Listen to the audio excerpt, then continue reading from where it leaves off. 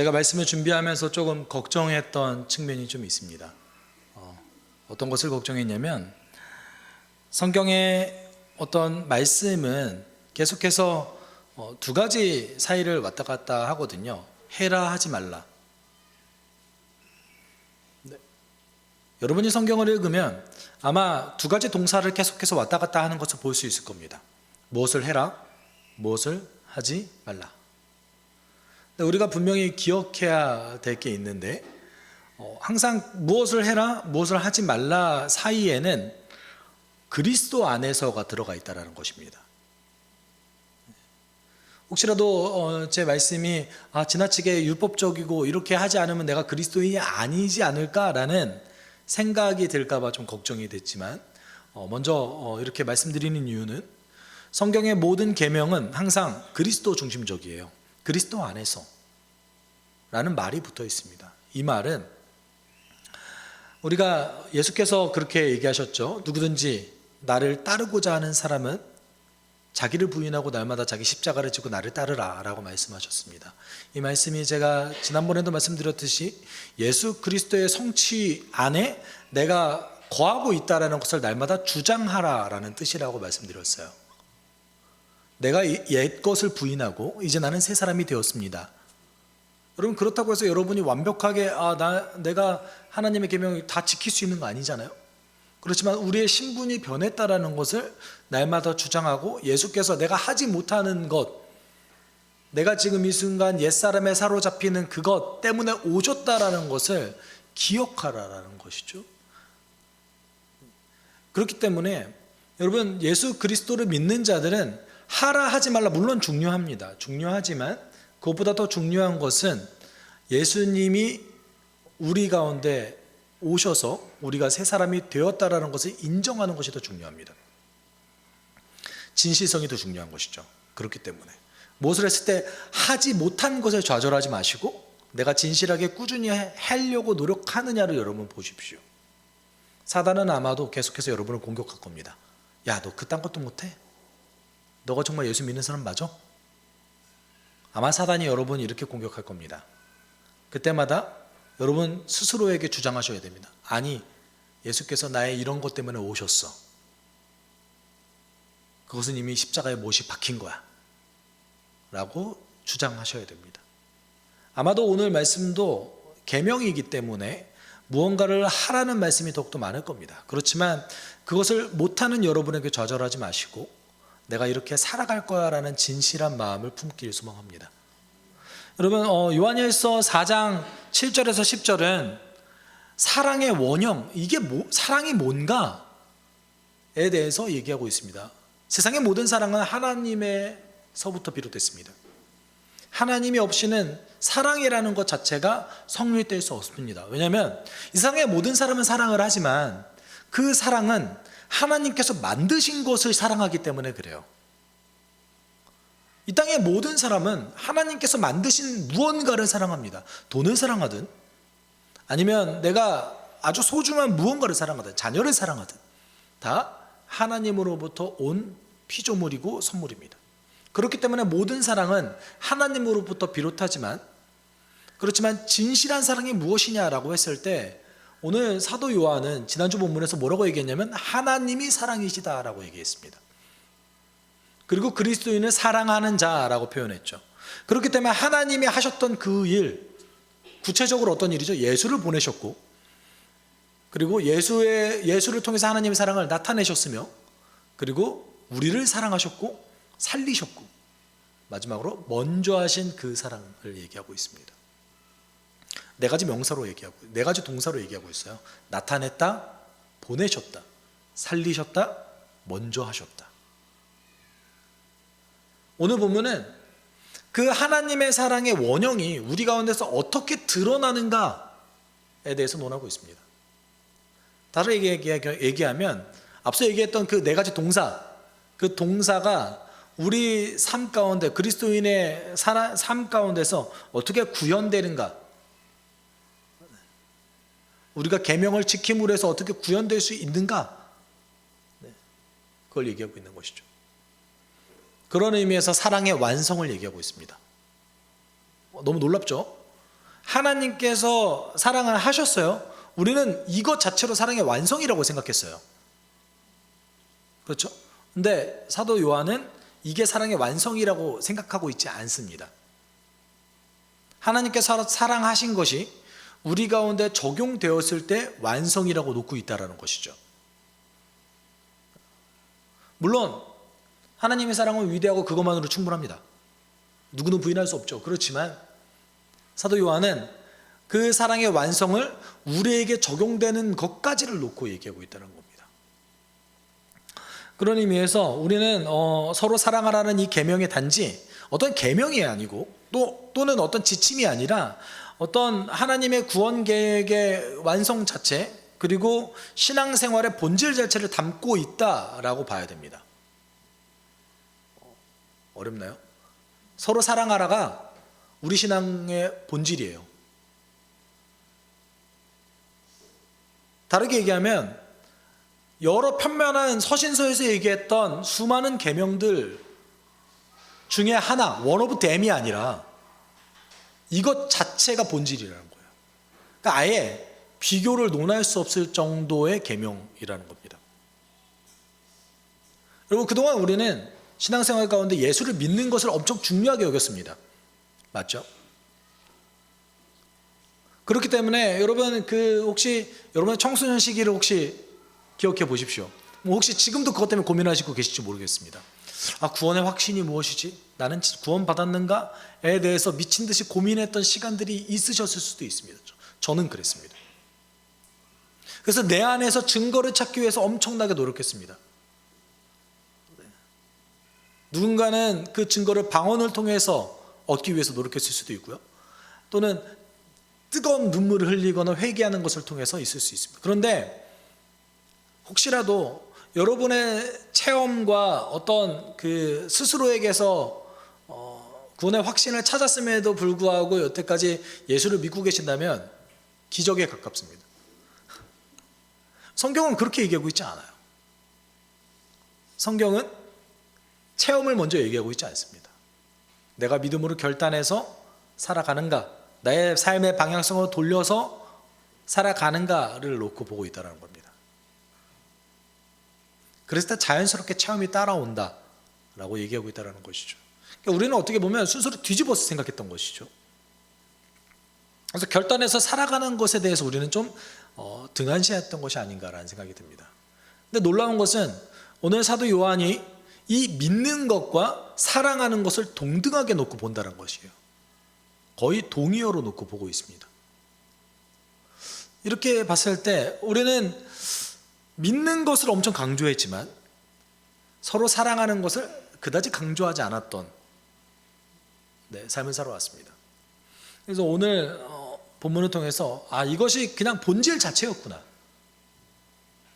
라는 것을 한번 나눴으면 좋겠습니다.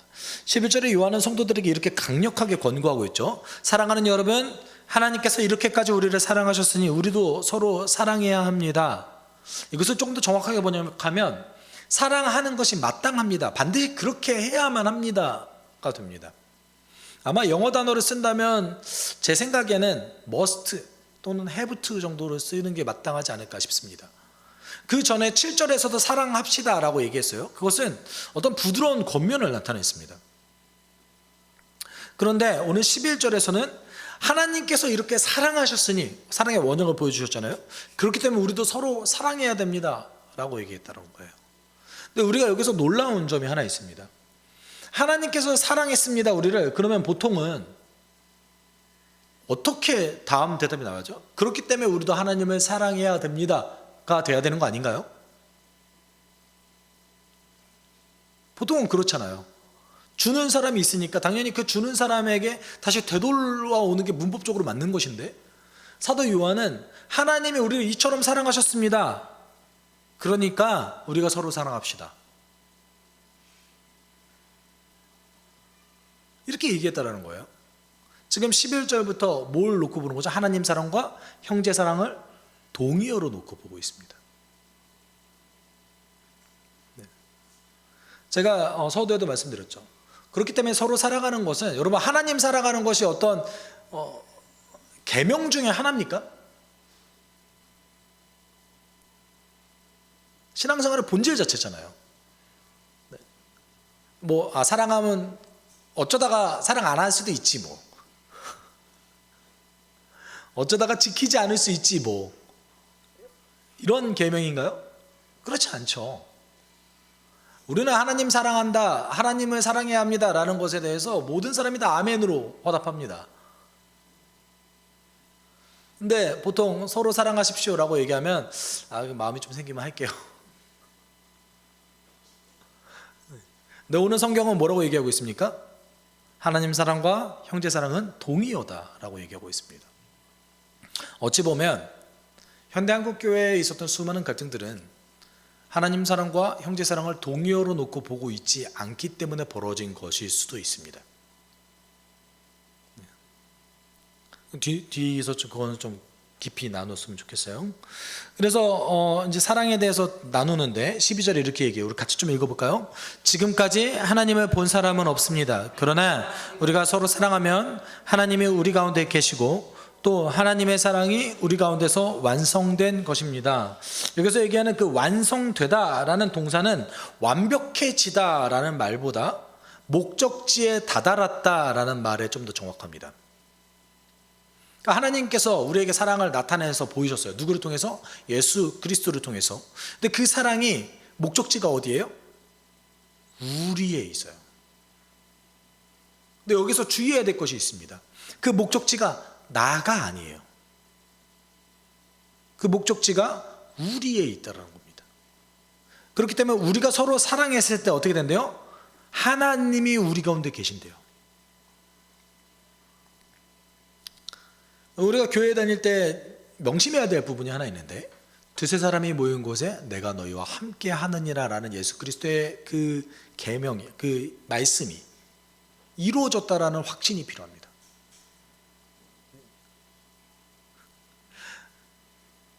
예수님이 지금 우리 옆에 계시는데 어떻게 우리가 쓸데없는 짓을 할까요? 그렇지 않겠습니까? 여러분, 이 신앙을 갖고 있냐 없냐는 교회 안에서의 태도를 명백하게 바꿔놓습니다. 여러분, 예수님이 옆에 계시는데 어떻게 회의하다 싸웁니까? 여러분, 예수님이 진짜 옆에 계시면 싸우실 수 있을 것 같으세요? 전 절대 못할 것 같아요. 예수님이 옆에 계시는데 어떻게 서로 간의 다툼과 갈등을 표면적으로 그대로 드러낼 수 있습니까? 우리 가운데 이 믿음이 너무나 중요한 거예요. 예수님이 우리와 함께 계십니다. 그리고 예수님이 교회의 구성원이시기도 합니다. 예수님은 우리의 머리시잖아요. 베드로에 의하면 머릿돌이 되셔서 살아있는 돌이 되셨잖아요. 그러니까 우리가 그러면 예수님이 그리고 또 하나님이 언제 거한대요? 우리가 서로 사랑했을 때. 하나님이 거하는데 그 상태를 뭐라고 얘기합니까? 나타난 그 사랑의 목적지에 다다른 상태라고 얘기하고 있습니다. 그러니까 완성되었다라는 것은 처음 시작된 그 사랑이 이제 출발점을 향해서 쭉 가는데 어디서 멈추냐? 어디서 멈춘다는 거예요? 서로 사랑하는 우리 가운데 멈춰 있다. 거하고 있다. 이렇게 얘기하고 있다는 것이죠. 그러면 우리가 그렇게 서로 어떻게 사랑할 수 있겠습니까? 성령을 통해서 사랑할 수 있다. 우리의 사랑의 원동력이 성령이라고 13절에 얘기하고 있죠. 하나님은 우리에게 자기 영을 나누어 주셨습니다. 이것으로 우리가 하나님 안에 있고 또 하나님이 우리 안에 계시다는 것을 우리는 압니다. 여기서 계속해서 13절만 딱 놓고 보면은 성령을 통해서 우리가 하나님 안에 거하고 그리고 하나님이 우리 안에 계십니다. 이것만 얘기하고 있는 것 같아요. 근데 문맥을 잘 살펴보면 주제가 뭡니까? 서로 사랑하라잖아요. 그러면 계속해서 서로 사랑하는 너희에게 내가 있겠다. 하나님이 이렇게 얘기하셨어요. 사도 요한을 통해서. 그렇다는 것은 성령을 나눠주셨습니다. 그러면 서로 사랑하고는 우리에게 하나님이 우리 안에 계시고 또 우리가 하나님 안에 있는 겁니다 라고 13절이 얘기하고 있는 거예요. 목적으로 생략한 것 뿐인 겁니다. 왜냐하면 위에서 이미 얘기했기 때문에. 성령을 통해서, 한 성령을 통해서 우리는 서로 사랑할 수 있게 되지죠. 여러분, 그러면 어떻게 사랑해야 됩니까? 우리가 이제 고린도전서 13장을 통해서 어떻게 사랑하라는 얘기가 나왔잖아요. 사랑은 오래 참는 것, 사랑은 온유한 것, 성내지 않는 것. 그런데 예수님께서 어떻게 사랑하라라는 그 명확한 한 문장으로 정리된 말씀을 주신 적이 있으세요? 혹시 눈치채신 분은 그치, 이거 나오면 되겠다, 이렇게 되실 수 있는데, 누가복음 31절 6장 31절 32절에 이렇게 얘기하고 있습니다. 우리 같이 읽어볼까요? 너희는 남에게 대접을 받고자 하는 대로 남을 대접하여라. 너희가 너희를 사랑하는 사람들만 사랑하면 그것이 너희에게 무슨 잘한 일이 되겠느냐. 죄인들도 자기들을 사랑하는 사람들을 사랑한다. 어떻게 사랑해래요?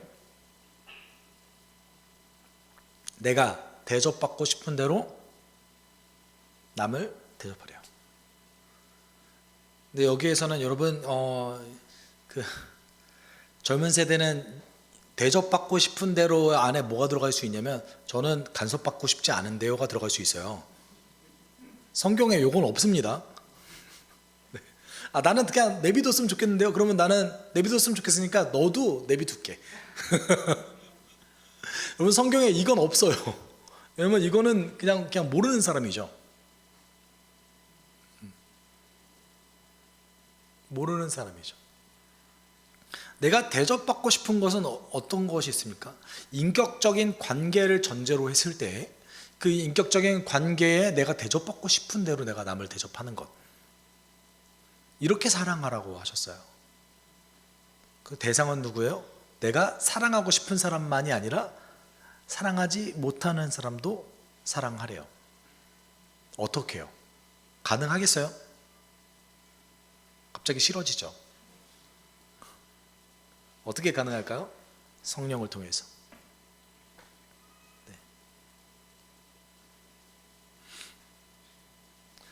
그리고 또 어떻게 사랑하라고 하셨을까요? 예수께서. 두 번째는 대가를 바라지 않고입니다.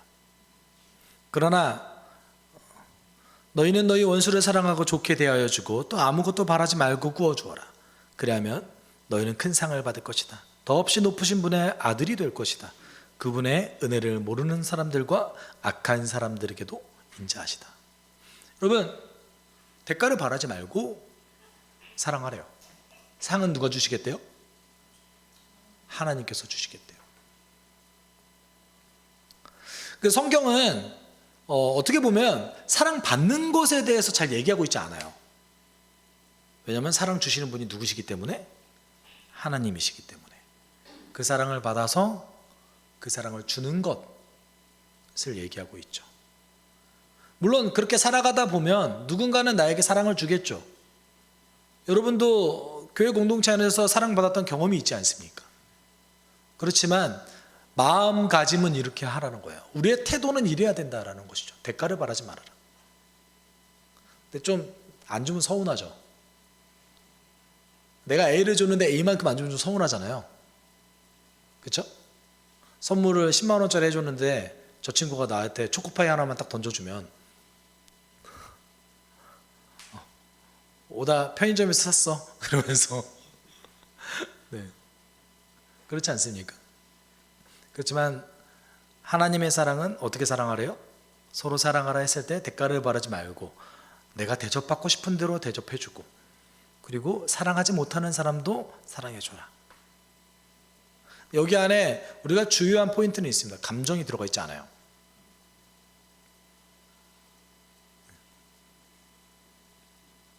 네, 감정이 들어가지 않습니다.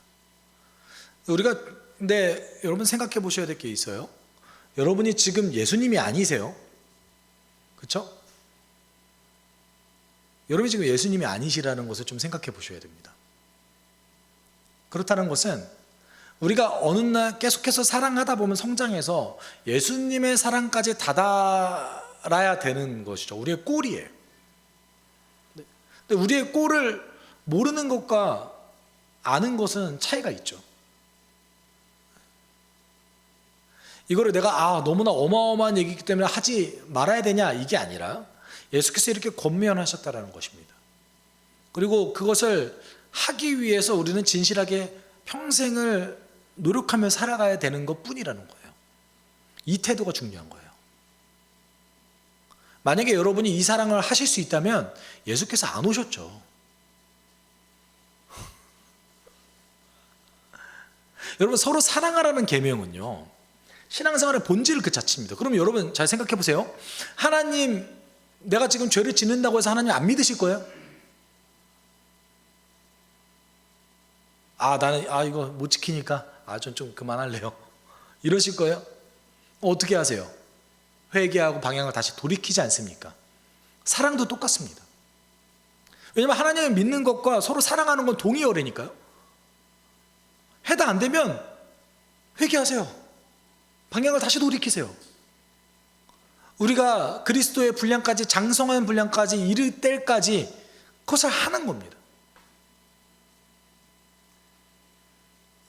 이게 어떤 선택 상황이 아니라는 거예요.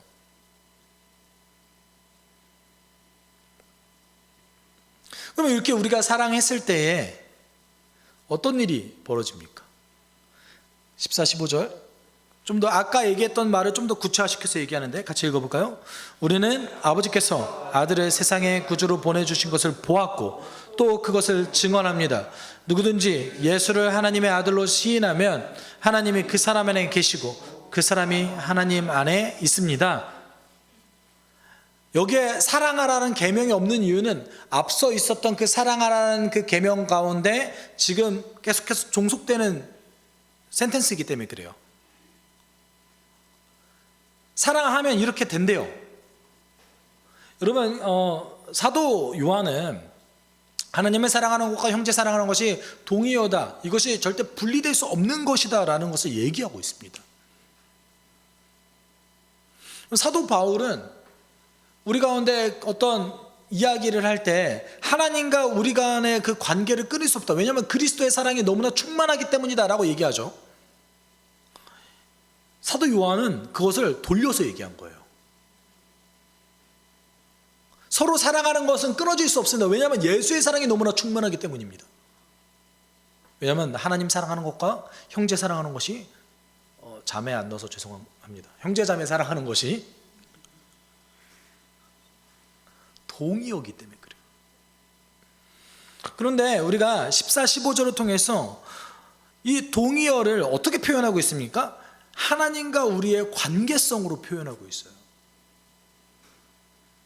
여러분, 이런 의미에서 형제 자매를 사랑하는 것은요, 하나님과 인격적이고 진실한 관계를 맺기 위한 가장 중요한 방법이에요. 여러분, 사랑에 예수 그리스도를 보내셨던 그 사랑은 목적이 있어요. 근데 그 목적이 죄사함입니까? 죄사함이 끝인가요? 또는 변화가 끝인가요? 그 사랑의 최종 목적지가 어디입니까? 죄사함과 우리가 다시 새롭게 생명이 태어난 것은 시작점입니다. 거기가 목적지가 아니에요. 우리가 변하는 건 목적지가 아니에요. 우리 목적지에 다다르기 위한 그 중간 과정인 것이죠. 그렇다면 그 목적지가 어디에 있습니까? 오늘 성경 본문에 의하면 서로 사랑하는 것이 목적지예요.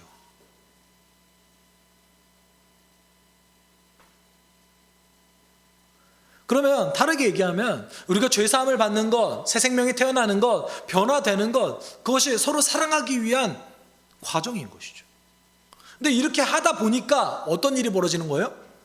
서로 사랑하다 보니까 어떤 일이 벌어져요? 하나님과 인격적이고 진실한 관계를 맺게 된다는 거예요.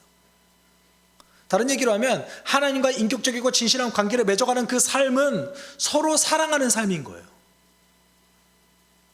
여러분, 이것이 어떻게 신앙생활의 본질이 아닐 수 있습니까? 여러분, 우리 인생 가운데 가장 중요한 것이 무엇입니까? 하나님을 알아가고 하나님과 인격적인 관계를 맺는 겁니다. 그동안 우리는 어떻게 보면 이 서로 사랑하라는 얘기가 하나님 사랑과는 좀 분리된 얘기로 들려졌습니다. 여러분, 이 관계성에 대해서 하나님과 우리의 관계성이 끊을 수 있습니까? 끊을 수 없죠. 그렇죠? 그래서 사도 바울이 이렇게 얘기했죠. 나는 확신합니다. 죽음도 삶도 천사들도 권세자들도 현재일도 장래일도 능력도 높음도 깊음도 그 밖에 어떤 피조물도 우리를 우리 주 예수 그리스도 안에 있는 하나님의 사랑에서 끊을 수 없습니다 라고 얘기하고 있습니다. 그 어떤 조건도 그 어떤 환경도 우리를 예수 그리스도의 그 사랑에서 끊을 수 없습니다.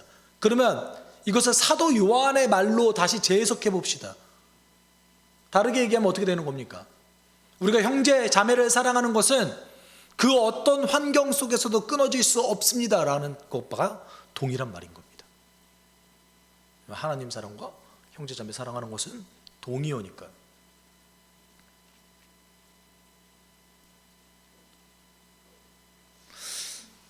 그동안 한국교회는 이 형제 자매 사랑하는 것을 계명 중 하나라고 여겼습니다.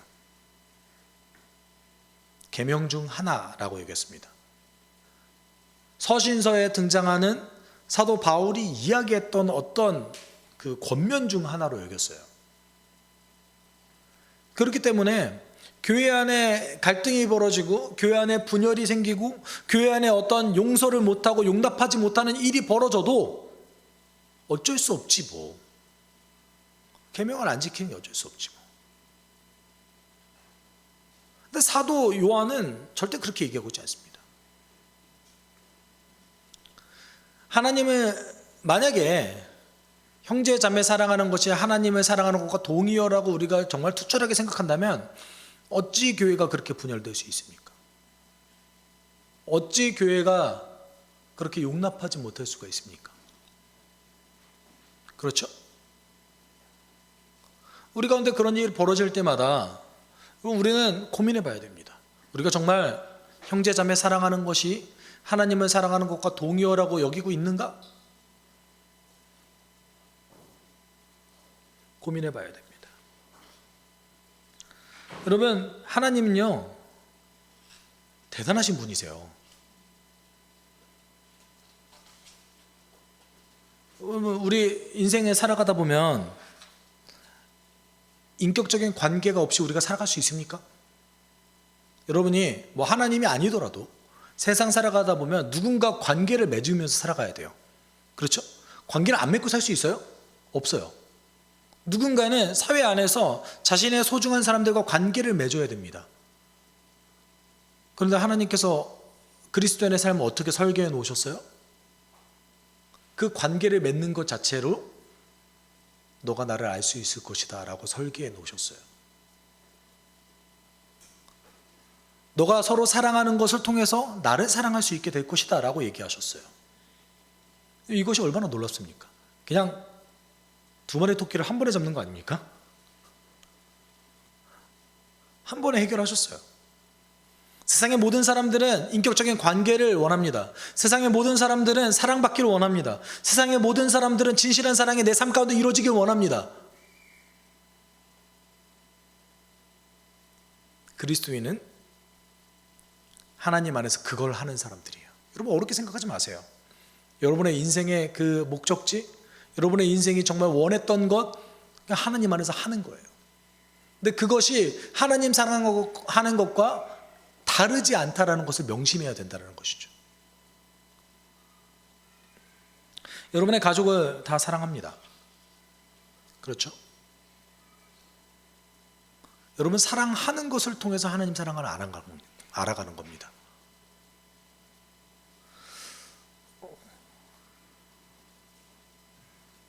그렇기 때문에 16절에 또다시 사도 요한이 또다시 강조하고 있는 거죠. 우리는 하나님이 우리에게 베푸시는 사랑을 알았고 또 믿었습니다. 하나님은 사랑이십니다. 사랑 안에 있는 사람은 하나님 안에 있고 하나님도 그 사람 안에 있습니다. 여러분 몇 번째 강조하고 있어요 지금? 세 번째 강조하고 있어요. 사랑하는 사람은 어떤데요? 하나님 안에 거하고 하나님이 그 사람 안에 그리고 그들 안에 거한대요. 서로 사랑하는 말은 그런 의미에서 신앙생활의 총체요 본질 자체입니다. 그러면 그렇게 서로 사랑했을 때 우리 가운데 어떤 일이 벌어질까요? 하나님과 관계성을 가집니다. 그냥 관계성 가진 거로 끝날까요? 아니요. 더 소중한 선물을 주시겠다고 약속하셨어요. 17절입니다. 같이 읽어볼까요? 사랑이 우리에게 완성되었다는 사실은 이 점에 있으니 곧 우리로 하여금 심판날에 담대함을 가지게 하려는 것입니다. 우리가 이렇게 담대한 것은 그리스도께서 사신 대로 우리도 이 세상에서 그렇게 살기 때문입니다. 어떻게 된대요? 담대해진대요. 두려움이 없는데요. 두려움 없는 삶을 살아갈 수 있대요. 단지 최후 심판만을 얘기하는 것이 아니라 우리 삶 가운데 사랑을 하면 두려움 없는 삶을 살아갈 수 있대요. 왜냐하면 예수께서 하신 삶을 우리가 살기 때문에. 인생의 모든 사람들, 인생을 살아가는 모든 사람들은 두려워합니다. 어떤 걸 두려워해요? 삶의 결과를 두려워해요. 내 삶이 혹시 잘못될까 봐 두려워합니다. 내 선택이 잘못될까 봐 두려워합니다.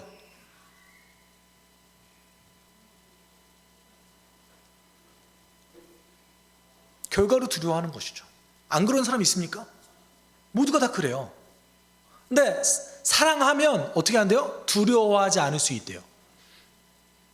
그러면 혹시라도 그리스도인이 항상 두려워하지 않을 수 있습니까? 여러분 무섭잖아요. 관계성에 있어서도 어떤 관계가 잘못될까 무섭잖아요. 인생이 실패할까 봐 무섭잖아요.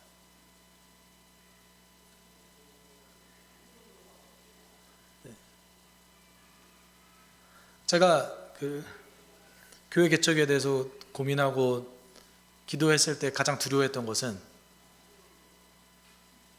유병장수하는데 돈 없을까 봐.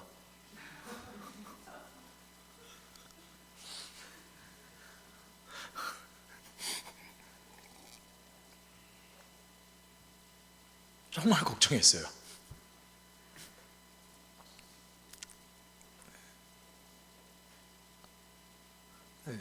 근데 막상 하니까 그런 두려움이 없어요. 우리가 하나님의 사랑 안에 거하고 그 하나님의 사랑을 통해서 서로 사랑했을 때 이 두려움이 사라진다는 거예요. 저는 확신합니다. 여러분이 우리 공동체가 서로 진실하게 사랑하는 공동체가 된다면 내 삶이 실패하더라도 공동체가 새로운 기회를 줄 겁니다.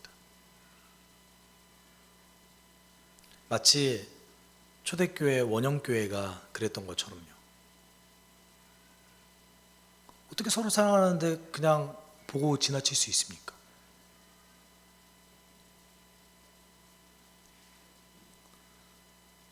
혹시라도 우리 가운데 사랑이 없어서 서로 사랑하지 못해서 또 진실하게 우리의 삶이 예수 그리스도처럼 살지 못해서 혹시라도 두려워할 때 그때를 위해서 요한은 다시 권면하죠.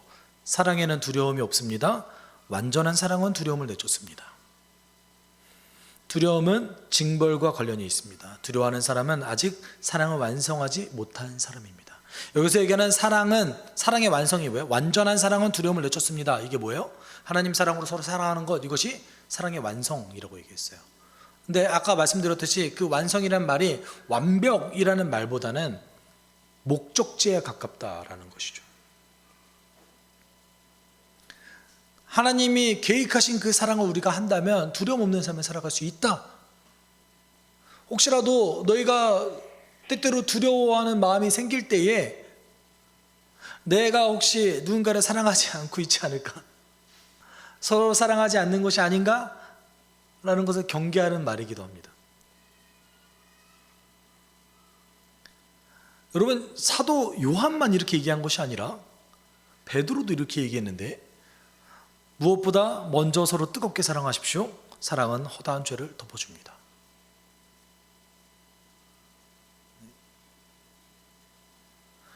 여러분, 바울도 이런 의식이 있었어요. 그러니까 사도들 가운데에는 하나님을 사랑한다면 당연히 형제자매를 사랑하는 것이다. 이것이 동의어다라는 것이 그들 가운데 어떤 공통적으로 나타나는 사상이라는 거예요.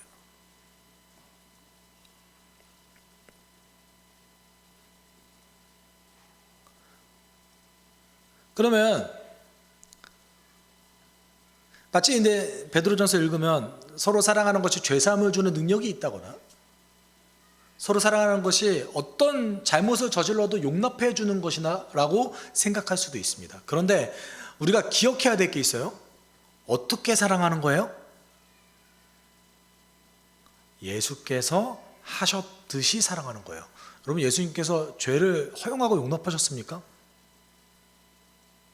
그렇지 않았다라는 것이죠.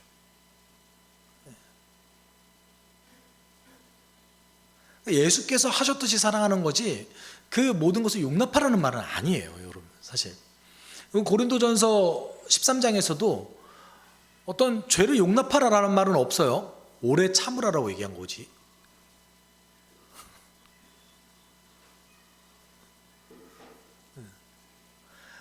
그 죄성 그대로를 갚지 말라고 얘기한 거지, 보복하지 말라고 얘기한 거지, 그 죄를 용납하라라는 말은 없습니다. 예수님도 제자들을 권면했고 때로는 경고하기도 했고 훈계하기도 했어요. 여러분, 그 서로 사랑하라는 말이 허용과는 좀 다른 맥락이라는 것을 인정하셔야 됩니다. 사도 베드로도 하나님 사랑하는 것과 서로 사랑하라는 것을 동의어로 취급했습니다. 그리고 사도 요한은 마지막으로 우리에게 이렇게 권면하죠. 우리가 사랑하는 것은 하나님이 우리를 먼저 사랑하셨기 때문입니다. 누가 하나님을 사랑한다고 하면서 자기 형제를 미워하면 그는 거짓말쟁이입니다. 보이는 자기 형제를 사랑하지 않는 사람이 보이지 않는 하나님을 사랑할 수 없습니다. 하나님을 사랑하는 사람은 자기 형제 자매도 사랑해야 합니다. 우리는 이 계명을 주님에게서 받았습니다. 여러분, 그동안 여러분 생각했던 그리스도의 삶이 제가 볼 때는 더 어려웠어요. 왜냐하면 불특정 다수를 사랑해야 됐거든요. 그리고 세상 가운데 선한 영향력을 끼치도록 노력하는 삶이 이상적인 그리스도인의 삶이라고 여러분 생각했을 겁니다. 여러분, 그렇게 사는 거 좋습니다. 성장하면 당연히 그렇게 해야죠. 그렇지만 그 전에 먼저 해야 될 게 무엇입니까? 눈에 보이는 내 형제 자매를 사랑하는 것이 가장 우선순위라는 거예요. 이 사랑이 여러분 확장하는 겁니다. 눈에 보이는 형제 자매도 사랑하지 않는데 어떻게 하나님 사랑할 수 있습니까? 여러분이 눈에 보이는 형제 자매를 사랑하고 하나님 사랑하게 되면 여러분의 사랑이 점점 더 확장하게 될 겁니다. 여러분의 선한 영향력이 교회 안과 밖으로 뻗어나가게 될 겁니다.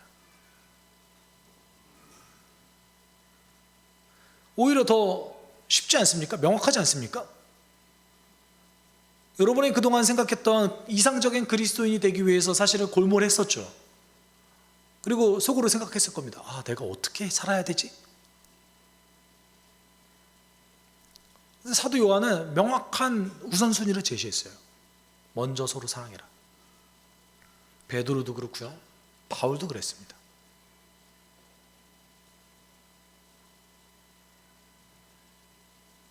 여러분, 우리가 기억해야 됩니다. 하나님 사랑하는 것과 형제 자매 사랑하는 것은 동의어입니다. 우리가 그렇게 사랑하게 됐을 때 하나님이 우리 안에 거합니다. 우리가 그렇게 사랑하게 됐을 때 우리는 우리의 인생의 실패와 결과를 두려워하지 않을 수 있습니다. 우리가 그렇게 사랑했을 때 우리 안에 있는 수많은 허물과 허다한 죄들이 덮어질 수 있습니다. 어찌 그런 결과가 일어나는데도 불구하고 우리가 서로 사랑하지 않을 수 있습니까? 그동안 우리는 서로 사랑하라는 말이 어떤 희생을 요구하고 내가 율법을 지키듯이 계명을 지키는 거라고 생각했을 수도 있습니다. 그런데 여러분, 서로 사랑하는 것은 내가 희생하는 것이 또 아니고 계명을 지키는 것도 아닌 유익을 얻는 방법입니다. 왜냐하면 그걸 통해서 어떻게 해요? 하나님과 인격적이고 진실한 관계를 맺을 수 있기 때문에 그렇습니다. 여러분, 하나님 사랑하십니까? 여러분, 하나님과 깊은 관계를 맺기를 원하십니까? 근데 어떻게 서로 사랑하지 않을 수 있습니까? 내가 하나님을 깊이 사랑하기를 원한다면, 내가 하나님과 더 인격적인 관계를 맺기를 원한다면 여러분, 서로 사랑했을 때 그 풍성함과 유익을 누릴 수 있습니다. 그래서 예수께서 우리에게 이런 계명을 주셨죠. 우리 같이 읽어볼까요? 이제 나는 너희에게 새 계명을 준다. 서로 사랑하여라. 내가 너희를 사랑한 것 같이 너희도 서로 사랑하여라. 너희가 서로 사랑하면 모든 사람이 그것으로써 너희가 내 제자인 줄 알게 될 것이다. 아멘. 여러분, 서로 사랑하는 말, 그 한 말 가운데 예수님의 가르침의 그 총체가 다 들어가 있습니다. 여러분, 요한복음 13장 34, 35절에 보면 서로 사랑하면 전도도 된대요. 세상이 예수를 알게 되기까지 한대요.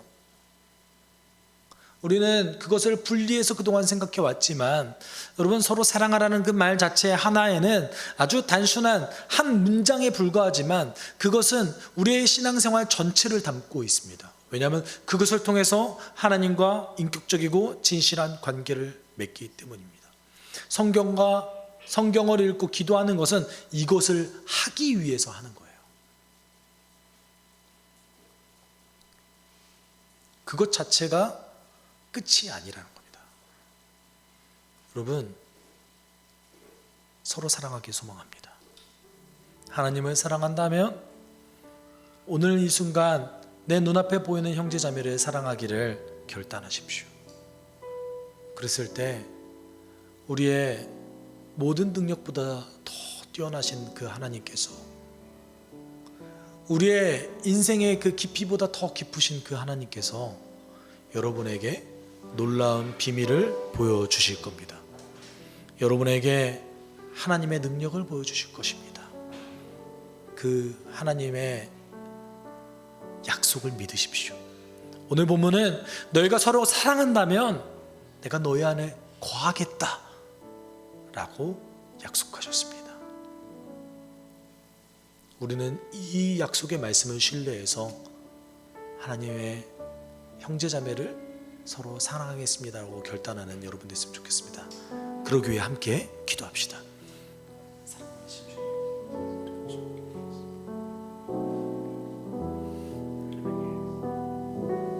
우리가 어찌 서로 사랑하지 않을 수 있습니까?